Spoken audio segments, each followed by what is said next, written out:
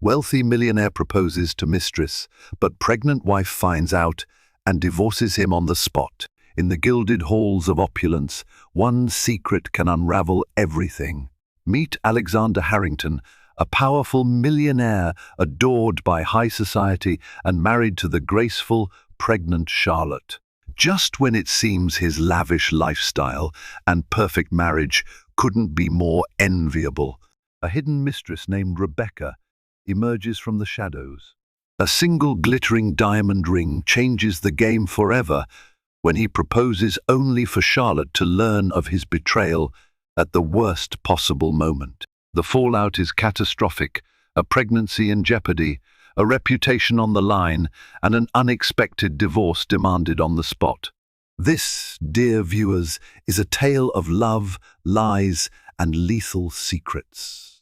Alexander Harrington's life was a testimony to the potent mix of ambition, charm, and unyielding determination. Born to middle-class parents in a modest Boston suburb, he learned the value of hard work early on. He once regaled friends with tales of delivering newspapers at dawn, stacking grocery shelves after school, and poring over business books, borrowed from the local library late into the night.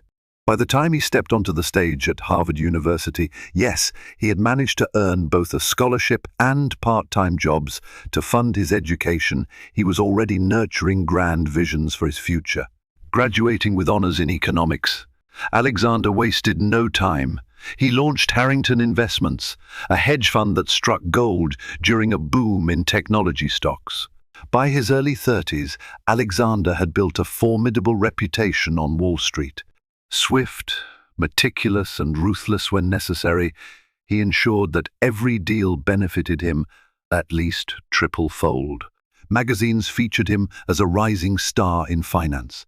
Photographs consistently captured his impeccable suits, hand-tailored Savile Row numbers in subtle shades of charcoal and navy, his sculpted cheekbones, and a disarming yet confident grin. But it was not only wealth that defined him. He possessed a remarkable magnetism, a personal warmth that made others feel secure. Board members, real estate moguls, start-up tech entrepreneurs, everyone gravitated toward Alexander. Some claimed it was his calm, measured voice that drew them in. Others swore it was his ability to listen intently and make you feel like the most important person in the room. But behind that charismatic facade was a man unafraid to bend rules for personal advantage. He hid that side well until, of course, everything came undone. The turning point in his personal life arrived at a lavish charity gala organized by the Forbes Foundation in New York City.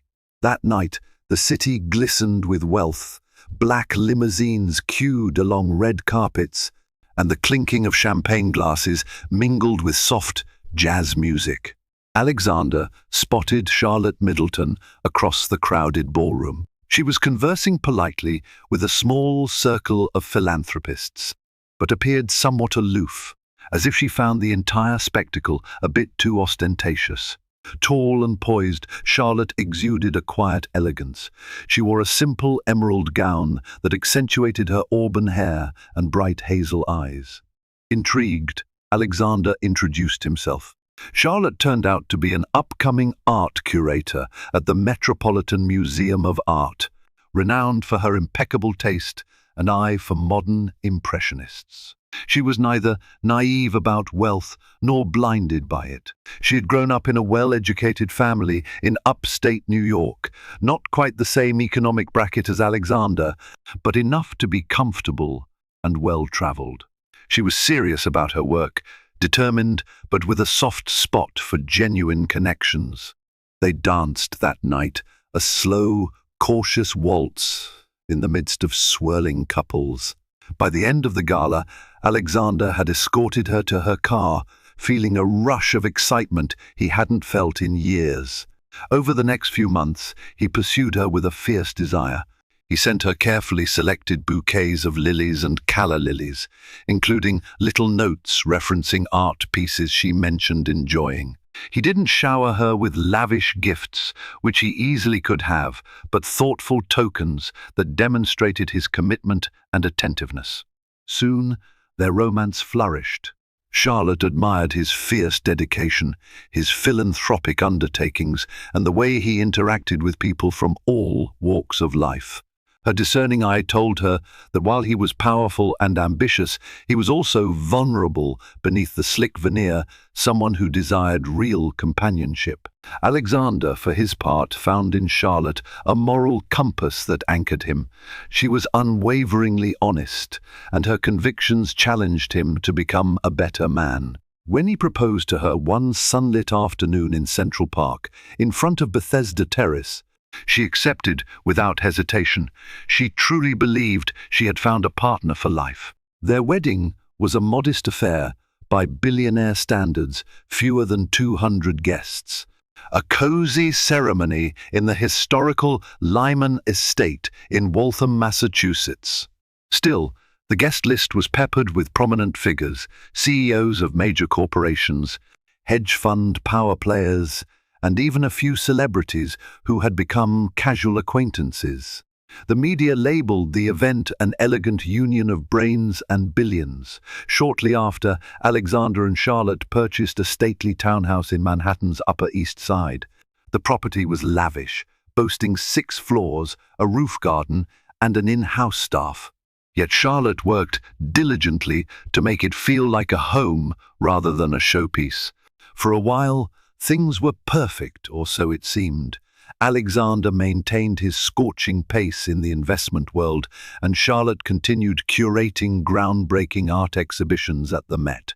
They supported each other's dreams wholeheartedly, rarely giving ear to rumors about Alexander's potential indiscretions. The power couple's social circle included the likes of Robert Greene, a media mogul known for his flamboyant lifestyle, and Teresa Smith, an influential publicist who curated events for the city's elites. They traveled together, attended fundraising galas, sipped cocktails at newly opened rooftop bars with unobstructed city views, and all seemed sparkling on the surface. But beneath that glamorous veneer lurked small cracks, barely noticeable at first. Alexander frequently found himself having after-hours meetings, plush dinners at exclusive restaurants, and extended business trips that conveniently overlapped with hush-hush events. Charlotte, though suspicious, let it pass, rationalizing that such was the nature of a high-stakes finance career. After all, Alexander was a millionaire in a cutthroat field, and he needed to be present to close deals. Little did she know that soon, one such deal would become a ticking time bomb in their marriage. Rebecca Marshall was anything but ordinary. She hailed from a small industrial town in Ohio, a place of rusting factories and battered trucks, overshadowed by financial hardship. Determined not to be trapped by her circumstances, she moved to New York with dreams bigger than the Manhattan skyline.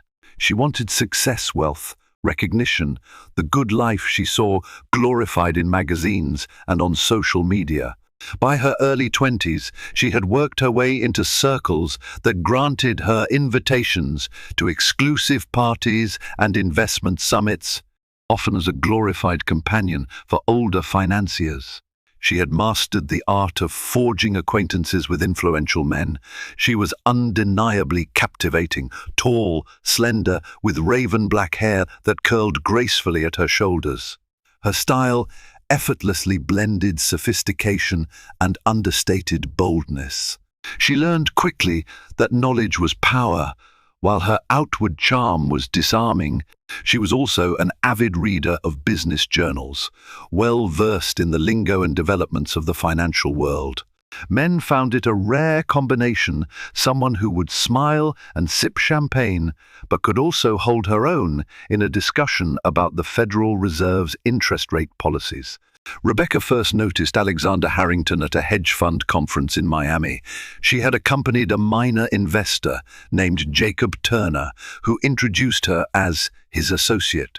Alexander was the keynote speaker that afternoon. Standing at the podium in a tailored navy suit, he spoke with his trademark calm confidence about market volatility, risk tolerance, and investment strategies. Rebecca observed how the entire room hung on his every word. After the talk, she made her move casually, discreetly, so as not to appear desperate. She caught Alexander's attention by asking him a technical question about emerging markets in Southeast Asia. He seemed pleased by the query, and the conversation drifted into more casual talk about travel, the humid Miami weather, and the best restaurants in the city. Alexander was polite but kept a professional distance. Yet Rebecca's intuition told her that a door had cracked open, and she vowed to wedge it wide. In the weeks following the conference, she found ways to intersect his orbit. She discovered that Harrington Investments held monthly networking events. She managed to get her name on the guest list through Jacob Turner's connections. When Alexander saw her at these gatherings, a part of him was flattered. Her sharp intellect, combined with a subtle flirtatiousness, was a refreshing change from the usual sycophants he encountered. They shared banter, discussing everything from global trade wars to philanthropic initiatives. Over time, a comfortable rapport formed between them. But it was at a private event, an exclusive fundraiser for hurricane relief in the Bahamas, where lines blurred. The fundraiser took place at the Cloud Room, a skyscraper venue with glass walls that showcased the entire Manhattan skyline. Alexander had invited Charlotte, but she was unwell that evening, an early sign of her pregnancy fatigue. He attended alone, meeting clients, shaking hands, sealing deals. Rebecca was there, in a figure-hugging black gown, her bright eyes searching the crowd. Late into the evening, amid slow jazz tunes and scarce attendees, they found themselves alone on a terrace with glasses of fine champagne. Rebecca confided in him about her upbringing, how she had clawed her way into these circles by learning every nuance of high society. There was something raw and vulnerable in her story, perhaps carefully curated to appeal to Alexander's sense of empathy. Meanwhile, Alexander found himself oddly entranced. Charlotte's supportive presence at home had always been unwavering, but here stood a woman who embodied a certain daring spirit, an eagerness to manipulate fate rather than wait for it. Their conversation stretched past midnight, and a certain palpable tension crackled in the cool night air. Before leaving, Rebecca kissed him lightly on the cheek and whispered, "We should continue this conversation sometime." That single moment was the catalyst. For days after, Alexander wrestled with guilt, replaying the encounter. He told himself it was harmless, that he'd never truly jeopardize his marriage. But the next time he was in town alone, he did call her. They met for coffee. Coffee turned into dinner. Dinner turned into a few stolen hours at a boutique hotel, carefully chosen in a quieter part of Soho to avoid paparazzi or acquaintances. So began their clandestine relationship. Under normal circumstances, perhaps it might have stayed a fleeting affair, but something deeper caught hold. Rebecca's ambitions meshed well with Alexander's personality. He liked control. She liked the possibilities that arose from being in close orbit to a powerful man. They were like two predators circling each other, feeding off each other's confidence and drive. He admired her canny insights, how she never apologized for wanting more than she had. She admired his power and saw him as her golden ticket to the top echelons of society. Their secret trysts became more frequent, carefully orchestrated around Alexander's business trips. Rebecca used burner phones to communicate, always discreet, never texting or calling at suspicious times. Alexander lavished her with gifts, designer handbags, diamond earrings, extravagant dinners, though she was clever enough to donate or store them away to avoid raising eyebrows. In public, she remained just another sophisticated business associate he might casually greet. But in private, they built a world of whispered promises and illusions of a future that would prove disastrous. Back at the Harrington townhouse, Charlotte was nursing a suspicion that something was off. She noticed that Alexander's business calls were more frequent, his late-night meetings more mysterious, and his affection at times seemed forced. Still, she chalked it up to the high demands of a competitive industry. All top executives go through these stressful phases, she would remind herself. And perhaps, had it not been for a life-changing revelation, she might have dug deeper into her husband's behavior. But fate had other plans. One crisp morning, Charlotte woke up feeling unusually nauseous and dizzy. She had an exhibition opening that day, an exclusive display of postmodern sculptures from emerging African artists, but she struggled to even sip her tea. Concerned, she decided to see a doctor. A few hours and one blood test later, she was told she was pregnant. The news was both thrilling and terrifying. She had always wanted children, but had been concerned about finding the right time, given her career and Alexander's hectic schedule. She paced the living room that evening, planning how to break the news to her husband. A million emotions coursed through her mind: excitement, anxiety, hope for the future. When Alexander arrived home, exhausted from a work meeting, Charlotte met him at the door. She led him to the sofa and quietly handed him the test results, tears of happiness welling in her eyes. For a moment, Alexander felt the ground shift beneath him. He saw the words "positive pregnancy result" and realized their lives were about to change. A father. That notion had once made him giddy with anticipation when he and Charlotte had discussed starting a family. But now, guilt gnawed at him. How could he be bringing a child into a world where he was lying and cheating on his wife? Nonetheless, his immediate reaction was one of cautious joy. He embraced Charlotte, told her he loved her, that they would handle this together, and that he was proud of her. Charlotte felt the tension in his hug, but she attributed it to the shock of the news. Over the next few days, she was inundated with congratulatory calls from close friends. Teresa Smith, the couple's longtime publicist friend, sent a gorgeous bouquet. Robert Greene invited them to a celebratory dinner, which they politely declined because of Charlotte's fragile state. It seemed everyone in their circle was overjoyed by the news. Alexander tried to distance himself from Rebecca, if only temporarily. The reality of impending fatherhood made him question the affair. He sent her a curt text. "Need some space. Something urgent has come up. We'll call soon." But Rebecca, a master at reading between the lines, sensed something more was going on. She heard whispers in social circles about Charlotte's pregnancy rumors swirling at dinner parties and galas, and her heart hardened. She had banked on Alexander, viewing her as a crucial part of his future, not just a fling.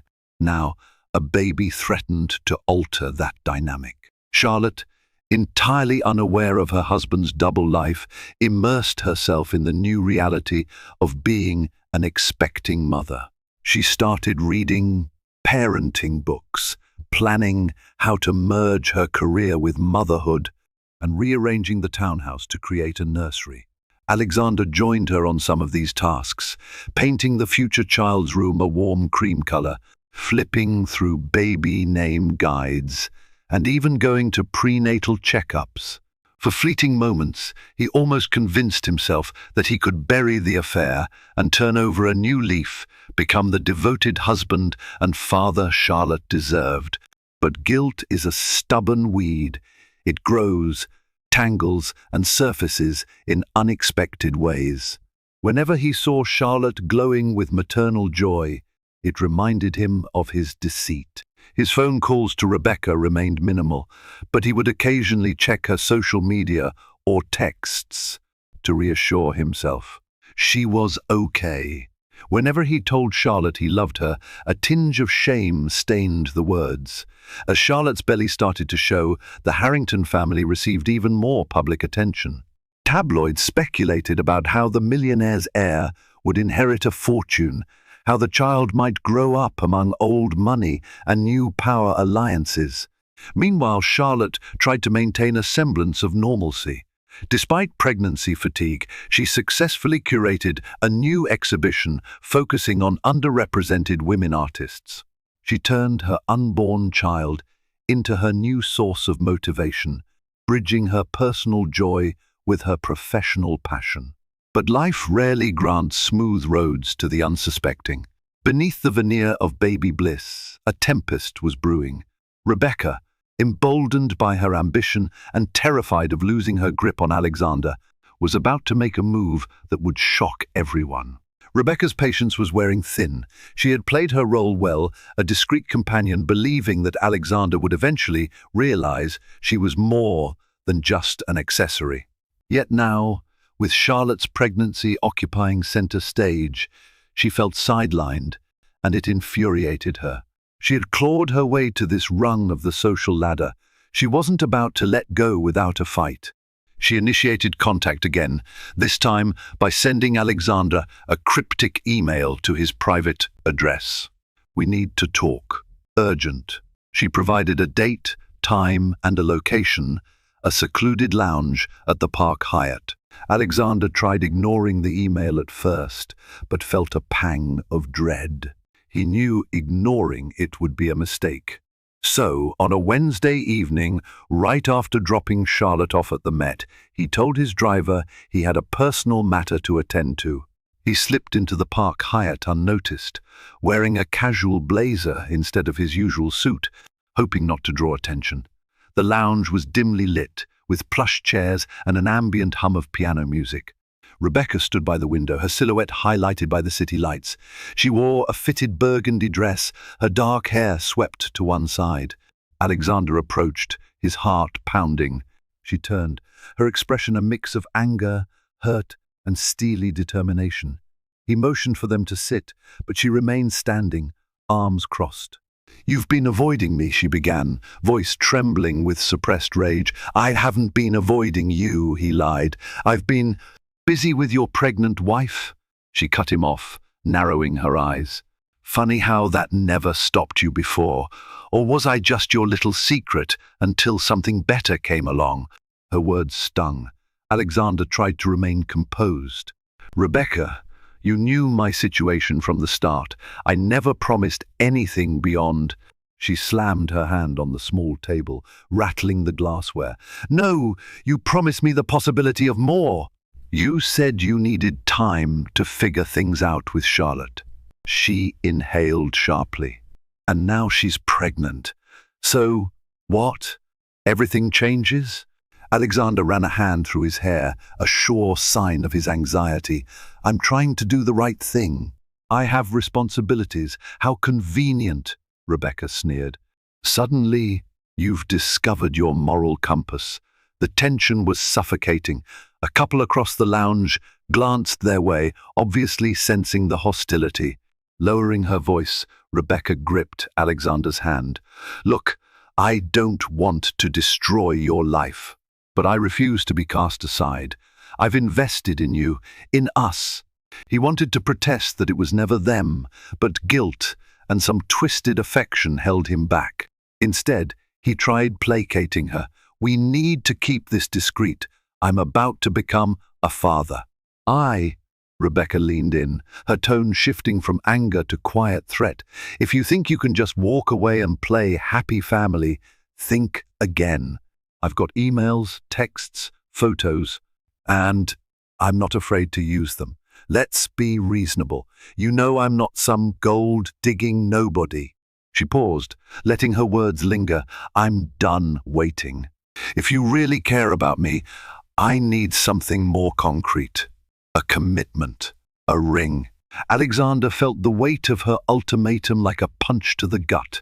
Proposing to Rebecca was unthinkable. Yet the fear of a public scandal, especially now, with Charlotte's pregnancy, made his head spin. "You want marriage?" he croaked out, incredulous. "At least an engagement," she demanded. "I need to know you're serious." He stared at the floor, his pulse hammering. If he refused outright, she might go public. If he agreed, he'd sink deeper into a web of lies. Rebecca softened her voice, sensing his inner turmoil. "I'm not heartless, Alexander, but I have to protect myself. I can't be the second choice." And in that moment, he realized that his carefully orchestrated life was hanging by a thread. Walking away risked everything. So did giving in. But Alexander, for the first time in his life, felt truly trapped. He left the lounge more conflicted than ever, promising Rebecca he'd think about her demands. Charlotte noticed changes in Alexander's demeanor almost immediately. He was distant, lost in thought, and sometimes downright skittish when his phone buzzed. She tried to attribute it to the pressure of business, combined with the stress of impending fatherhood. Yet, late at night, an unshakable anxiety took root in her mind. She found herself scrutinizing him more carefully, how he avoided eye contact when she mentioned the future, how he seemed on edge whenever she answered his phone. One afternoon, she decided to drop by his office unannounced, hoping a spontaneous lunch might alleviate tensions and give them a moment of closeness. She arrived at Harrington Investments around noon. The staff recognized her immediately. Miss S. Harrington was always treated with respect, if not reverence. She glided through the spacious reception area, where a large, modern sculpture of intertwined metal rods reflected the scale of Alexander's ambitions. She took the private elevator up to the executive floor. His personal assistant, Hannah Hastings, looked startled to see Charlotte. "Miss S. Harrington, I didn't know you were coming. Is Mr. Harrington expecting you?" Charlotte smiled politely. It was meant to be a surprise. "Is he in a meeting?" Hannah hesitated. "He's finishing up with a client. I'll let him know you're here." As Charlotte waited, she heard raised voices coming from Alexander's office. She couldn't make out the words, but the tone was urgent, almost desperate. Hannah looked uncomfortable, not wanting to intrude, but Charlotte's curiosity spiked. Eventually, the voices subsided and the door opened. Out walked Jacob Turner, a face Charlotte recognized from prior investment events. He looked flustered, clutching some documents tightly. He offered Charlotte a brief nod and hurried past. Charlotte stepped into Alexander's office. He was sitting behind his massive glass desk, massaging his temples. He looked surprised, then forced a smile. "Charlotte, what a lovely surprise." "Everything okay?" she asked, her eyes darting around as if looking for clues. He exhaled. "Just a difficult negotiation with a partner. Nothing to worry about." They embraced, and for a moment she let the comfort of his arms steady her, but something felt off, like he was holding back. She produced a picnic basket. "I thought we could do lunch together." Alexander's face softened. "That's a great idea. Honestly, I could use a break." They spread out the contents: charcuterie, fresh fruit, an assortment of pastries on a small round table by the window. The office had a panoramic view of Central Park. The greenery and skyline created a postcard-like backdrop, which contrasted sharply with the tension swirling in Alexander's personal life. They chatted about the baby, nursery preparations, and her upcoming exhibit expansions. Yet she sensed he was only half listening. At one point, Charlotte gently touched his arm. "Alexander, if something's bothering you, you can tell me. We're a team, remember?" He looked away, swallowing hard. "It's just business stress. These deals can be draining." She nodded, half convinced. But as she left his office that day, Charlotte felt a gnawing suspicion that there was more to it than just business. Still, she resolved to give him the benefit of the doubt, trusting that fatherhood would bring them closer eventually. Rebecca stood by a floor-to-ceiling mirror in her upscale studio apartment in Midtown. She observed her reflection, flawless makeup, designer dress, and considered the image she projected to the world, a woman of power, or at least someone intimately close to it. But for all the trappings of luxury Alexander had afforded her, she still felt the sting of uncertainty. Her personal phone pinged a message from her cousin, Linda Marshall, who lived back in Ohio. Linda asked if Rebecca might come home for a weekend family gathering. The idea of returning to that gritty environment of dead-end jobs and battered neighborhoods repelled her. She typed a non-committal response, explaining she was incredibly busy but would try to make time. She hated how fake she felt, but she also knew she couldn't let that old life drag her back. Rebecca set the phone aside and opened her laptop. She reviewed the material she had on Alexander, photos of them at a private villa in the Hamptons, text message screenshots referencing intimate rendezvous, even a couple of love notes he had jotted on hotel stationery. A part of her felt guilty for archiving these tokens like weapons, but survival in a high-stakes game required leverage. She recalled how Jacob Turner had introduced her into these circles. Initially, he had been her ticket in, but once she established her connection with Alexander, she drifted away from Jacob's orbit. He was a stepping stone, nothing more. She had no illusions about romance or loyalty in that arrangement. Her real endgame was security, influence, and the lavish lifestyle she believed she deserved. Deep down, Rebecca was terrified Alexander would ghost her entirely, leaving her with nothing. She wasn't naive. She knew that a man with his resources could bury scandals if he had enough motivation. A hush payment here, a threatened lawsuit there, and suddenly she might find her credibility shattered. This possibility fueled her desperation to secure a more lasting commitment. Grabbing her phone, she contemplated texting him. Their last conversation had ended with his ambivalent promise to think about her demands. She typed a message, then deleted it. Typed again and deleted. Finally, she wrote, "We should talk soon. I want an update on your decision." Hitting send, she stared at the screen, her heart pounding. A million what-ifs churned in her mind. What if he decided to stay with Charlotte fully and bury the affair? What if he tried to pay her off to keep her silence? The thought filled her with disgust and shame, yet part of her rationalized that any large sum could set her up comfortably for life. But money alone wouldn't restore her pride. She wanted to be recognized as someone who had won Alexander Harrington's heart, proof that she had transcended her humble beginnings once and for all. And so the stakes climbed higher, the tension mounting. Alexander's nights became sleepless. He dreaded the possibility that Rebecca would expose him. Equally, he couldn't stomach the idea of continuing the facade indefinitely. He consulted his old friend, Robert Greene, though in a very cryptic manner, never divulging the full truth.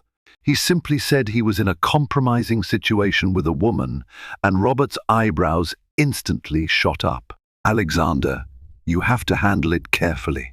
These matters can ruin reputations, derail business deals." Robert was a man who had survived multiple scandals, from lawsuits to ugly divorces. He knew the cost of public humiliation. If you need to hush her up, do it legally and discreetly. I know a couple of crisis managers who can help. Alexander felt uneasy discussing such extremes. He half-joked, "Maybe I should just end it and pray for the best." Robert gave him a long look. Prayer might not suffice if she has evidence. And if the media get hold of this, especially with Charlotte pregnant, it'll be a disaster. That same evening, Alexander sought refuge in a bottle of expensive scotch in his private study at home. Charlotte had already gone to bed, tired from her pregnancy. He stared at the flickering glow of a fireplace, swirling the amber liquid in his glass. Rebecca's ultimatum replayed in his mind. She wanted an engagement ring. If he even considered it, how would he hide it from Charlotte? And if Charlotte ever discovered the ring, the heartbreak would be unimaginable. Despite everything, a part of Alexander still cared deeply for Charlotte. He recalled the early days of their relationship, her unwavering faith in him, her moral compass guiding him toward charitable endeavors he otherwise might have neglected. The thought of hurting her was almost unbearable, but reality was relentless. He had made a series of decisions that now cornered him. Finally, in a moment of desperation, he made a fateful decision.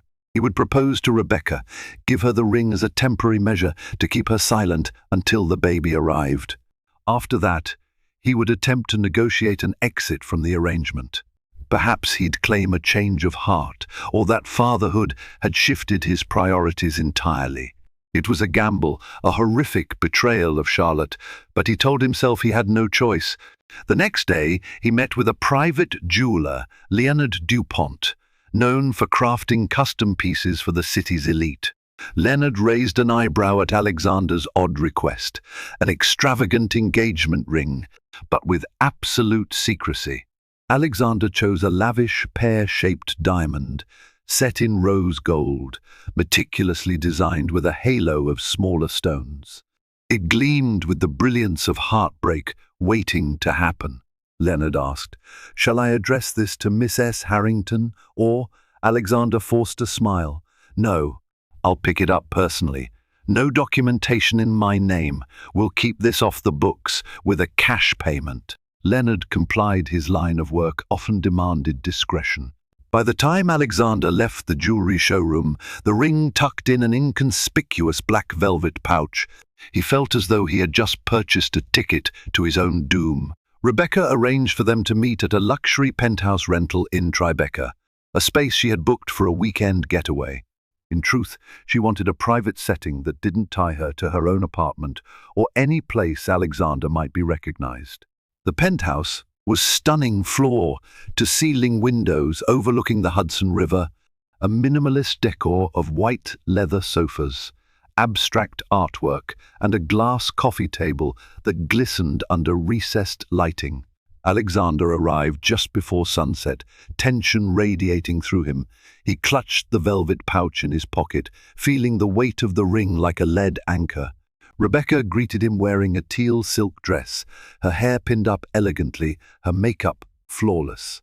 She looked every bit the high society partner she aspired to be. She motioned for him to sit at the small dining area, where champagne chilled in a bucket. He obliged, heart hammering. They clinked glasses, forcing a semblance of civility. Rebecca broke the silence. "So, you said you have something to tell me?" Alexander cleared his throat. "Rebecca, this is complicated. But you know that I know you're torn," she interrupted, her voice softening. "But I'm glad you're finally doing the right thing. For us," he couldn't bring himself to correct her. Instead, he set his glass down and slowly took the ring out, placing it on the table between them. The diamond sparkled even under the subtle pendant lights. Rebecca's eyes widened, a breath caught in her throat, tears threatening to surface. "Rebecca Marshall," Alexander began, his voice unsteady. He paused, swallowing hard. "Will you be mine?" It was a hollow script, words he'd rehearsed without conviction. But to Rebecca, this was her moment of triumph. She didn't question the authenticity of his pledge. She slid the ring onto her finger, tears brimming. "Yes," she whispered, letting out a shaky laugh. She threw her arms around him, hugging him tight. For a fleeting second, guilt overwhelmed him so powerfully he thought he might break down. They spent the evening discussing superficial details about what their future might look like. Rebecca talked about a possible wedding destination she fantasized, about Lake Como in Italy, or perhaps a private estate in the south of France. She seemed to have an entire life story mapped out, brimming with illusions. Alexander merely nodded, occasionally offering half-hearted suggestions. Late into the night, they fell asleep in each other's arms, Rebecca brimming with a twisted sense of victory, Alexander tormented by self-loathing. When morning dawned, the clarity of daylight hit him like a sledgehammer. He left before she awoke, scrawling a note, "I'll be in touch. Need to handle some affairs." Then he slipped away, consumed by dread of what lay ahead. Just when Alexander thought he might have contained the crisis, fate orchestrated a cruel twist. Charlotte's close friend, Teresa Smith, was in charge of public relations for a slew of high-profile clients. She often monitored social media for potential gossip or brand-damaging leaks. Over her morning coffee, she spotted something strange, a post from an anonymous gossip account claiming a famous billionaire fiancé had just proposed to his secret lover.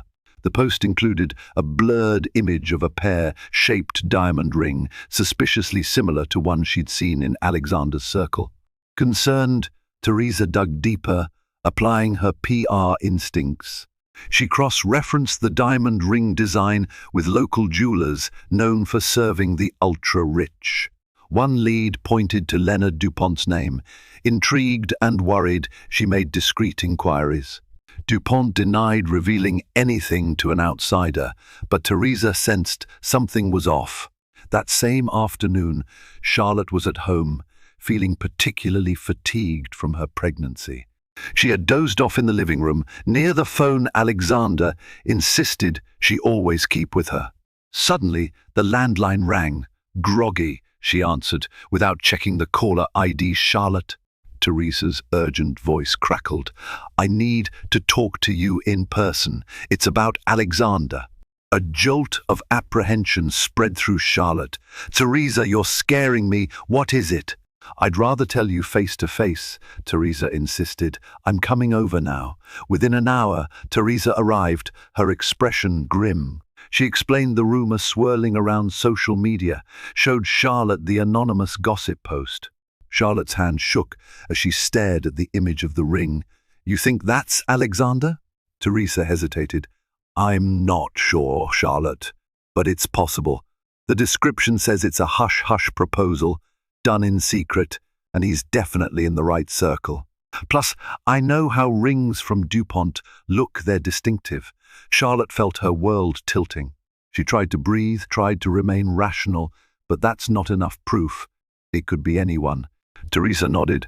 I agree, but let's check your credit card or bank transactions, anything from Dupont Jewelers. Charlotte, feeling sick to her stomach, pulled up their joint accounts. Nothing indicated a jewelry purchase from Dupont, but Alexander, if he was hiding something, might have used cash or a separate account. Time seemed to crawl as they combed through statements. Finally, Teresa asked, does he have a safe or a study here? Yes, Charlotte replied, remembering Alexander's locked drawer in his study. While part of Charlotte felt uneasy about violating her husband's privacy, dread compelled her to open the drawer. She knew the combination her birthday. Inside, she found property documents, some confidential investment files, and a single black velvet pouch with Dupont's insignia. Her heart raced as she opened it, only to find it empty, no ring inside. But the presence of the pouch alone confirmed something sinister. Alexander had recently acquired an engagement ring from Dupont. Tears clouded her vision. Teresa reached over, gently rubbing her back. I'm so sorry, Charlotte. This doesn't look good. Charlotte's mind reeled. Why would Alexander buy an engagement ring if not for her? They were already married. A nauseating wave of betrayal washed over her. She felt the baby move inside her, as if the unborn child was sensing her turmoil. Teresa stayed with Charlotte for hours, trying to comfort her.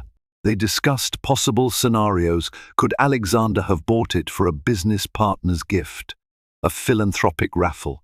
But deep down, both knew the truth was more likely an affair. By evening, Charlotte's tears were replaced by a cold resolve. She needed to confront him, find the truth. She called him repeatedly, but his phone went straight to voicemail. She paced the living room, her heart pounding. Finally, near midnight, the door creaked open. Alexander entered, looking tired and distracted. He froze upon seeing Charlotte's tear-stained face and Teresa standing stiffly in the background. What's going on? He asked, voice shaky. Charlotte glared at him, brandishing the empty velvet pouch. You tell me, Alexander, why do you have a Dupont ring pouch hidden in your drawer? His face went pale. For a moment, he looked like a deer in headlights. Teresa eyed him with contempt. He stammered. It's not what you think, Charlotte snorted, tears brimming again. Oh, really? Then explain. Because from where I stand, it looks exactly like you're cheating on me, and you bought someone an engagement ring." Alexander, trapped by the weight of his lies, could only sputter half-formed excuses. Finally, the truth tumbled out in fragments. He had been seeing someone else.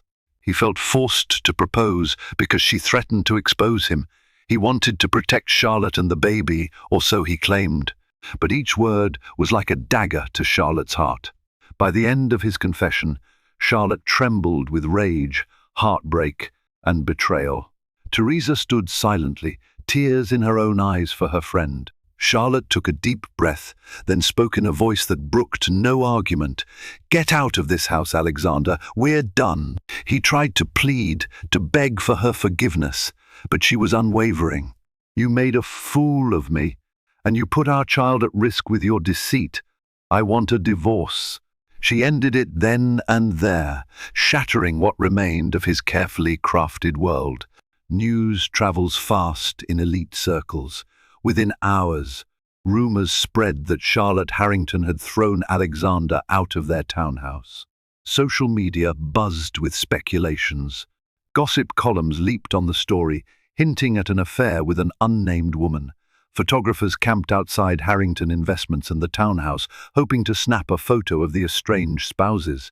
Charlotte stayed indoors, shutting off her phone except for essential calls from her doctor and immediate family. The shock of Alexander's betrayal, combined with pregnancy, was almost too much to bear. Teresa stepped up, acting as a gatekeeper. She instructed the household staff to turn away visitors and reject interviews. Alexander, now holed up in a luxury suite at the Four Seasons, was bombarded with messages. Rebecca demanded to know what was happening. She had caught wind of the scandal from social media and was both terrified and thrilled. She had, in one sense, won. Alexander was now free from Charlotte, but at what cost? The press coverage threatened to smear her name, expose her as the mistress. She confronted him over the phone, panicking about how this might affect her reputation. Meanwhile, Robert Greene reached out, urging Alexander to conduct damage control. "You can't just hide in a hotel, man. The board is concerned about how this will impact the company's image. You need a plan." A public statement. Alexander felt paralyzed. He had lost Charlotte, the woman he truly loved, despite all his missteps. And now, ironically, he was stuck with Rebecca, a woman he wasn't sure he even trusted. On the legal front, Charlotte wasted no time. She contacted an attorney named Hannah Williamson, recommended by Teresa. Hannah was known for championing women's rights in high-stakes divorce cases. During their first meeting, Charlotte could barely keep her composure. She recounted Alexander's infidelity, the ring, the emotional distress. Hannah listened patiently, then explained the steps to initiate divorce proceedings. "You're in a strong position, Charlotte," Hannah reassured. "Given that you're pregnant, the courts will be sympathetic to your situation. Alexander has significant assets, and we can negotiate a favorable settlement. But more importantly, we need to protect you emotionally. This is going to be a fight." Charlotte squared her shoulders, her heartbreak turning into determination. She wanted no illusions of reconciliation. Her only concern now was ensuring the financial security and emotional well-being of her unborn child. Even as she steeled herself, though, she couldn't ignore the gnawing sadness, the heartbreak of losing the man she once believed was her soulmate. She mourned the future they had painted, raising a child in a loving household, traveling to exotic destinations as a family, supporting each other's ambitions. All of that had been obliterated by Alexander's lies. In the days that followed, the tabloids exploded with headlines, "Billionaire Harrington's secret mistress exposed," and "Pregnant wife demands divorce." Paparazzi staked out the Met Museum, hoping to catch Charlotte. A few staff members at Harrington Investments leaked rumors about the tension in the office. Unverified sources claimed that Alexander's personal assistant heard him yelling at a mystery woman on the phone. The scandal was unstoppable, a tidal wave of humiliation. Charlotte braced herself, remembering her unborn child. She rubbed her stomach, whispering that they would be okay, that she would protect them from the storm. Yet, each night, she cried herself to sleep, reliving the betrayal, feeling her heart shatter anew. Rebecca, for her part, found the public scrutiny a double-edged sword. She was secretly relieved that Alexander was no longer tied to Charlotte, but she detested how the media painted her as a cunning homewrecker. Anonymous trolls on social media unleashed vile comments, calling her gold digger, whore, and worse. Some threatened her with harassment. She demanded Alexander do something about it. He tried issuing a carefully worded statement through Robert Greene's PR agency, claiming he took full responsibility for the breakdown of his marriage and asked for privacy. Nowhere did he mention Rebecca's name, though the tabloids already had pictures of her leaving exclusive hotels in the past. The statement did little to quiet the media storm. Harrington Investments took a hit. Investors worried about the founder's scandal overshadowing the company's performance. The board convened an emergency meeting to discuss the possibility of Alexander stepping back temporarily. Furious that his personal life had bled into business, Alexander resisted, but the board insisted on an interim CEO to maintain public confidence. Reluctantly, he agreed. Meanwhile, Charlotte's divorce case progressed swiftly. Hannah Williamson filed in New York courts, citing irreconcilable differences and marital misconduct. In an age of high-profile divorces, this one promised to be especially messy, given the unborn child and the Mistress fiasco. The law firm spelled out the demands: a substantial alimony, child support, and significant property settlement. Charlotte tried to avoid being vindictive, but she also recognized that Alexander owed her a sense of security after upending her life. Friends rallied around Charlotte. Teresa practically moved in with her, ensuring she ate well and attended prenatal checkups. The museum staff were discreetly supportive, stepping in to lighten her workload. Even Robert Greene called her privately, apologizing for Alexander's behavior and offering help if she needed it. She thanked him, but declined. In a surprisingly human gesture, Alexander tried to reach out to Charlotte multiple times, leaving voicemails and sending messages that remained unanswered. He wrote lengthy emails, apologizing profusely, begging for a conversation. Charlotte read them, but never responded. She found no solace in his words, only more pain. As the days turned into weeks, the tension escalated. The paparazzi wanted pictures of Charlotte's growing baby bump. They wanted the scoop on whether Alexander and Rebecca would move in together, marry publicly. Rebecca, for all her cunning, was unprepared for this level of vitriol and stalking. She felt trapped, longing for a time when she maneuvered in the shadows without being the center of a scandal. At night, Alexander and Rebecca argued incessantly. She accused him of not standing by her publicly. He accused her of pressuring him into a disastrous proposal. Their relationship became a toxic battleground, each realizing that lust and ambition might not survive the glare of reality. Still, they clung to each other out of desperation, neither wanting to face the consequences alone. Months passed, and the divorce proceedings approached their final stages. Charlotte's baby bump was now very noticeable, and she found solace in the quiet routine of preparing for the child. She purchased essentials, set up a nursery, and even took a few prenatal yoga classes recommended by friends. An underlying strength welled within her, the maternal instinct to protect and nurture life. The tabloids had slowly moved on to other scandals, although occasional updates about the Harrington divorce still appeared. The public, easily bored, found fresh prey. That was a small mercy. Charlotte managed to maintain a semblance of privacy, focusing on her health and the child's well-being. In a sudden turn of events, Harrington Investments made a major announcement. Alexander Harrington would be stepping down as CEO permanently, citing personal reasons. The official press release claimed it was amicable and that he would remain a major shareholder.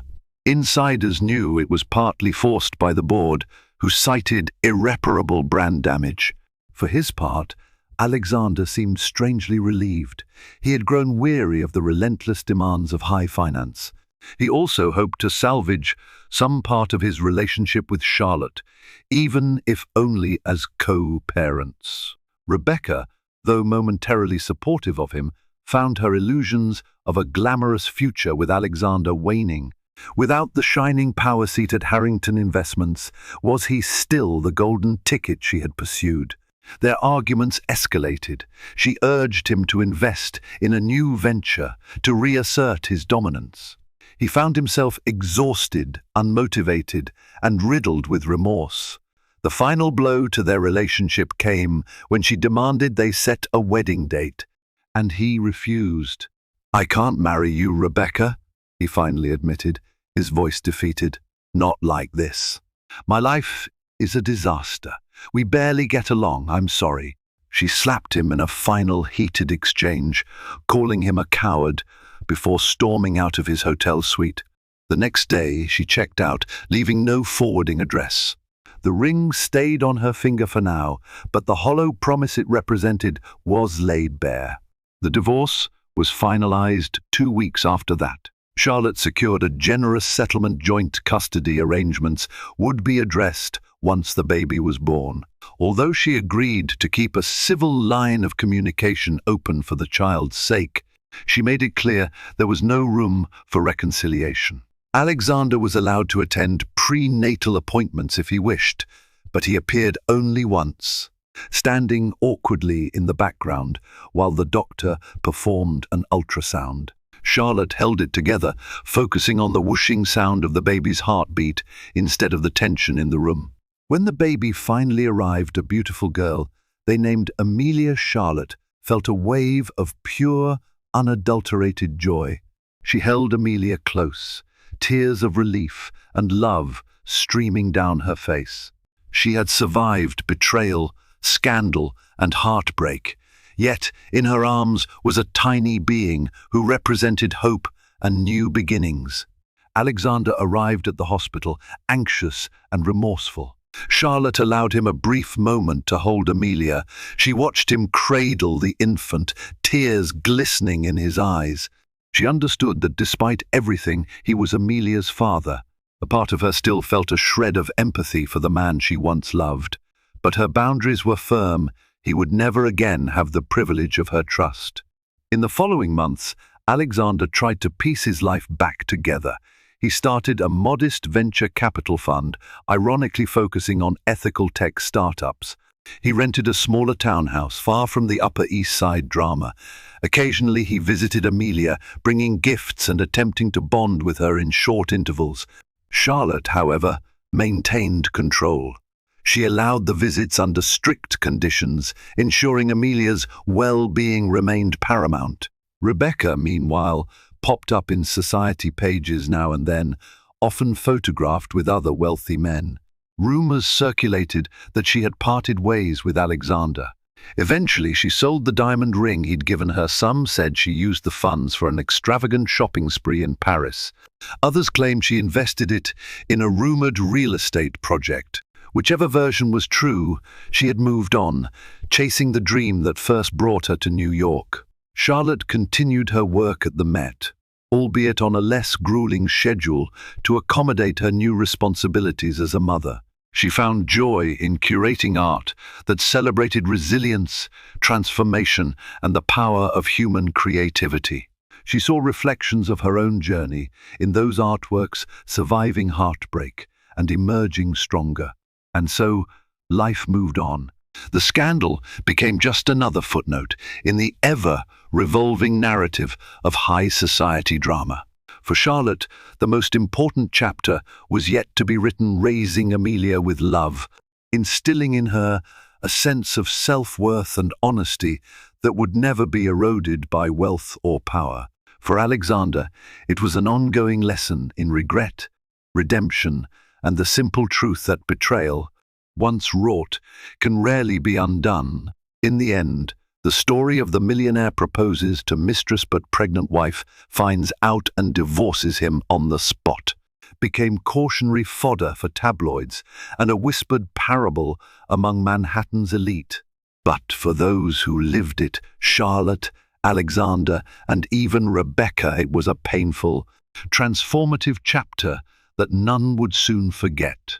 From the very first spark of forbidden attraction to the fiery collision of betrayal, Alexander Harrington's tale is a potent reminder that secrets can unravel even the most glittering facade. His affair with Rebecca may have offered momentary thrills, but the cost was devastating: a shattered marriage and the heartbreak of a pregnant wife forced to stand alone. Yet from the ashes, Charlotte rose stronger, determined to secure a better life for herself and her child. In the world of the ultra-wealthy, reputations hang by threads, and a single scandal can scorch an entire empire. Still, redemption often lies in facing one's failures head-on and forging a path toward authenticity and healing. If you found yourself gripped by this story, please give this video a thumbs up, share it with your friends, and subscribe to our channel for more real-life drama fiction that proves truth is often stranger than fiction. Thank you for watching.